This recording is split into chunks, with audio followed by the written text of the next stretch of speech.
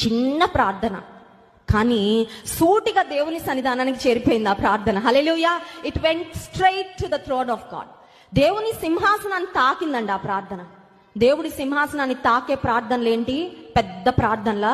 దేవుని సింహాసనాన్ని తాకేది మనం దేవునికి దశంభాగం ఇచ్చినప్పుడు, లేదంటే ఉపవాసం ఉన్నప్పుడో మన ప్రార్థన తాకుతుందా? కాదండి. దేవుని ఎదుట దీన మనస్సు కలిగి మన స్థితి ఉన్నట్టు చెప్పుకోవాలని నువ్వు వచ్చి యథార్థంగా చేస్తే ఆ ప్రార్థన నేరుగా వెళ్ళిపోద్ది.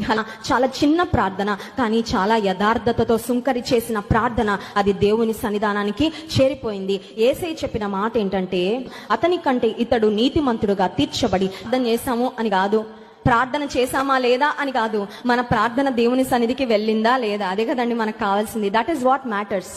మన జీవితంలో స్థితిగతులు మారాలంటే వెళ్ళిందా లేదా ప్రార్థన, అది కావాల్సింది. సుంకరి ప్రార్థన దేవుని సన్నిధానానికి చేరి